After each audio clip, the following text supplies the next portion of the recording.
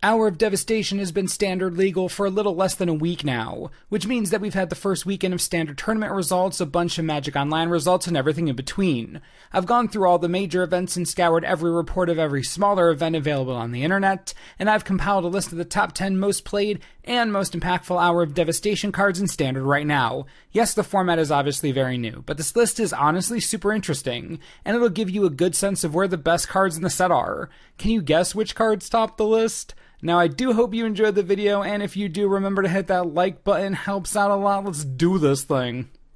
We'll begin with our honorable mentions. Dreamstealer is a card that has gone a bit under the radar since preview season, but it has found a home in many black-green energy variants. I wouldn't say that the card is a staple in the archetype yet, but with the likes of Rishkar, Virtuous Gearhulk, and Ronas to pump the Dreamstealer before it deals combat damage to a player, yeah, it can get real nasty, sometimes forcing opponents to discard their entire hand. And with Menace already attached, real difficult to block effectively, but its hilarious double-up synergy with Driven to Despair is what I enjoy most.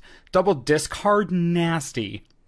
Our only other honorable mention is Nimble Obstructionists, sprinkled into the sideboards of Blue-White Monument, Temur Energy, Grixis Control, and Spirits decks. The Stifle on a Stick is seeing a non-zero amount of competitive play due to said Stifle trigger. In Standard, you can cycle this away to counter a myriad of annoying abilities, from Bristling Hydra to Torrential Gearhulk to Glorybringer to Elder Deep Fiend and more. The name of the game here is versatility, and the Bird Wizard has it. Good card.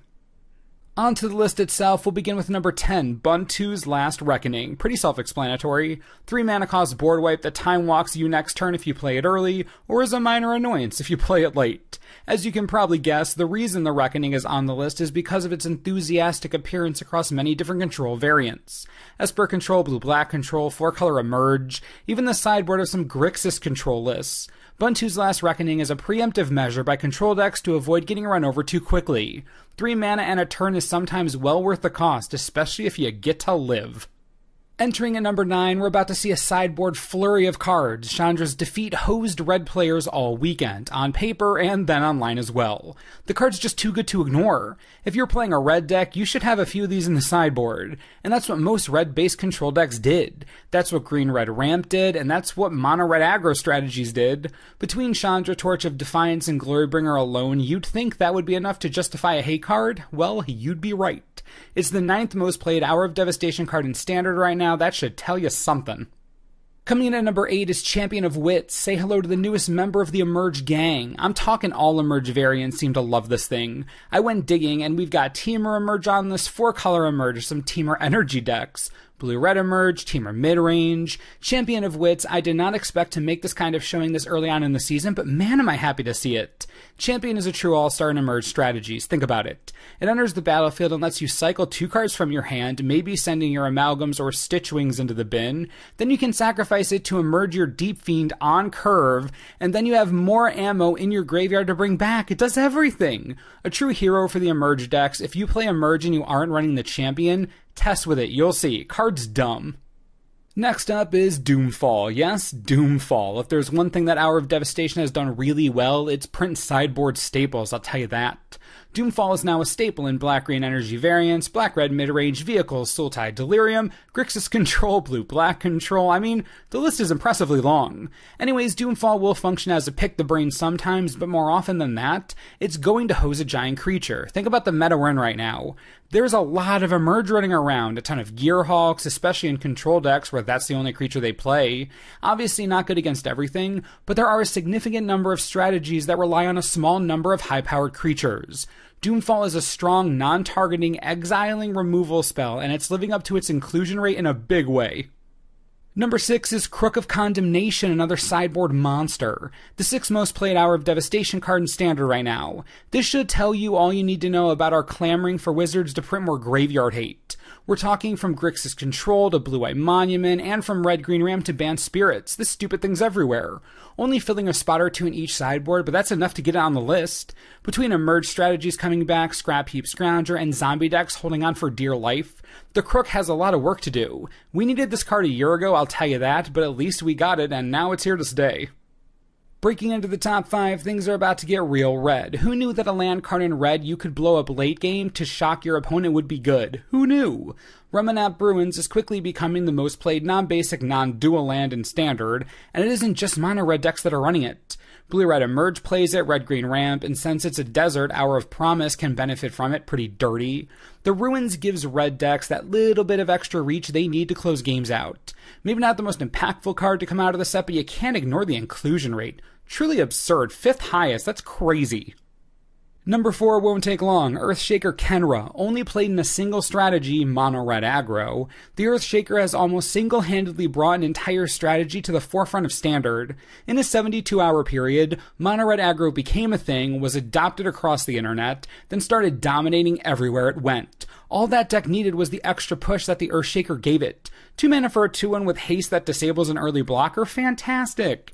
If the game goes long enough that you need that push at the end, the Jackal Warrior is there, but much bigger, still hasty, and still with a truly brutal block disabling trigger. You can't argue with results. Mono red aggro is coming out swinging, and this pup's leading the charge. Into the top 3, I knew we would get here eventually. Supreme Will is my absolute favorite new control card, and it had to be on the list. We're talking about the exact kind of versatility you want in a control card. Here's how versatile it is. Every control deck that can run it, so blue control decks, is running it. 4-color control, blue-white control, blue-red control, Esper control, Grixis, Temur. Look, think of a color combination that includes blue, and if there's a control deck in those colors, it probably runs Supreme Will. And if it doesn't, it should really start. 3 mana to Mana Leak is hefty. In this format, it's okay. But 3 mana to Impulse is pretty attractive. And in most decks, you're running Torrential Gearhulk, and this is a delicious flashback target. Supreme Will is always relevant, always, always. The only time it isn't is when you don't have 3 open mana. Any other time, this is straight up good. Play this card in control, I certainly am. The second most played and certainly second most impactful card from Hour of Devastation in Standard right now is Hour of Devastation. I told you there would be a flurry of red, and I wasn't lying. It beat out Supreme Will by only a few copies, but it makes sense why. All red control decks, all red mid-range strategies, and all red ramp decks, all of them are running this card. Hour of Devastation is the new standard for board wipe spells, and it's particularly devastating to non-bolus planeswalkers as well. Wrecks gods, destroys Gideon, Chandra, most big creatures in the format, and it's in the right color. It's in main boards, sideboards, the thing's everywhere. This is the new sweeper, get used to seeing it. Because you're going to see it for the next year and a half. Or until Wizards caves and prints 4-mana Wraths again, whichever comes first. Alright, number 1, finally made it to the end. Can you guess which card from Hour of Devastation is the most played in Standard? Because it isn't even close. This card is 3 times more prevalent than Hour of Devastation. 3 times. Okay, I made you wait long enough.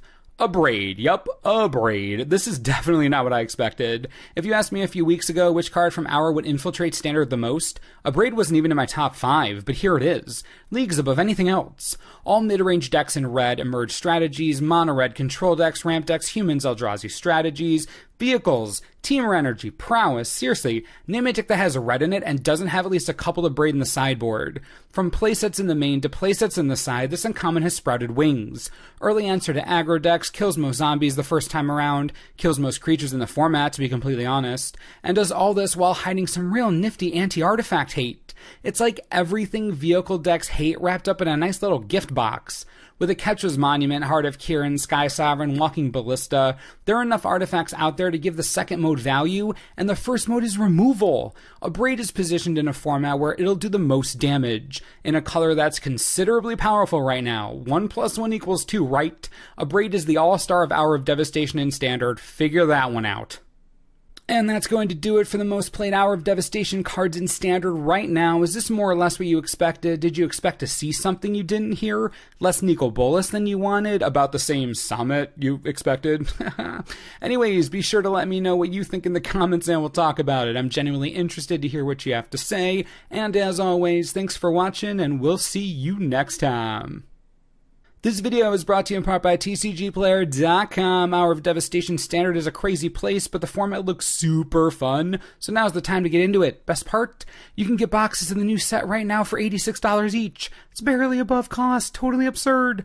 Now is the time to buy if you haven't yet, enjoy the low prices, get some great cards for Standard, and helps the channel if you click the link. So many hugs for everyone if you do. I'm totally okay with hug bribery. Okay, this is getting off the rails. Enjoy the cheapness.